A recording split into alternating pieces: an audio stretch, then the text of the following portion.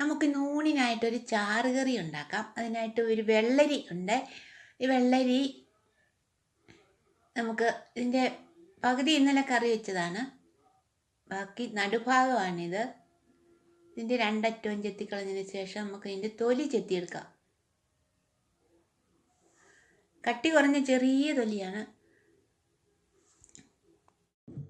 വെള്ളരി നന്നായിട്ട് തൊലി ചെത്തിയെടുത്തിട്ടുണ്ട്.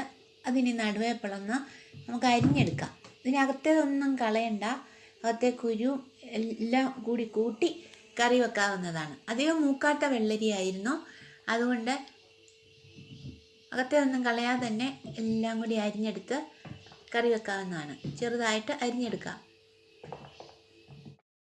വെള്ളരി നന്നായിട്ട് അരിഞ്ഞെടുത്തിട്ടുണ്ട്. നമുക്ക് കഴുകിയെടുത്ത് വേവിച്ചെടുക്കാം.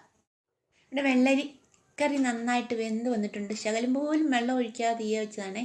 ഇപ്പോൾ കണ്ട എന്ത് വെള്ളമാണ്, ഇത് മുഴുവൻ വെള്ളമായി. വെള്ളരി നിറച്ചും വെള്ളമായിരുന്നു.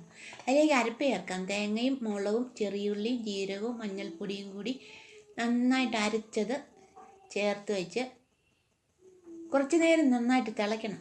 അരപ്പെല്ലാം അങ്ങോട്ട് നന്നായിട്ട് വേകണം. അതിനുവേണ്ടി തീയിലിരുന്ന് നന്നായിട്ടൊന്ന് തിളച്ച് വരട്ടെ.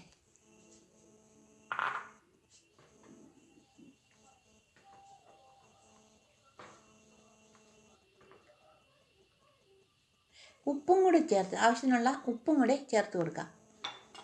ഇനി അത് തീയിലിരുന്ന് നന്നായിട്ടൊരു 5 മിനിറ്റ് വരെ ഒന്ന് തിളയ്ക്കണം. കറി നന്നായിട്ട് തിളച്ച് വരുമ്പോഴേക്കും നമുക്കതിന് എണ്ണ ചേർക്കാനുള്ളത് കൂടി തയ്യാറാക്കാം. ചെറിയ ഉള്ളിയും കറിവേപ്പിലയും കടുകും കൂടി തീയ വെച്ച് മൂപ്പിച്ചെടുക്കാം.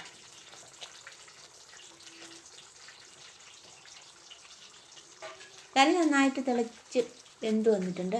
അതിലേക്ക് നമുക്ക് 1 കപ്പ് തൈരും കൂടി ചേർത്ത് ഇളക്കി യോജിപ്പിച്ചെടുക്കാം. തൈര് ചേർത്ത് കഴിഞ്ഞാൽ പിന്നെ തിളയ്ക്കണ്ട, അളവേ ഒന്ന് തിള പൊട്ടി വരുമ്പോഴേക്കും തീ ഓഫ് ചെയ്യാവുന്നതാണ്.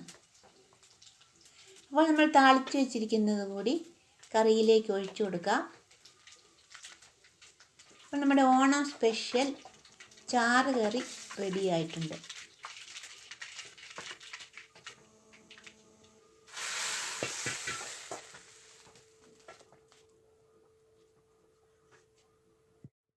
നമ്മുടെ ഓണം സ്പെഷ്യൽ ചാറ് കറി വെള്ളരിക്ക മോരൊഴിച്ച് വെച്ച് റെഡി ആയിട്ടുണ്ട്. സൂപ്പർ.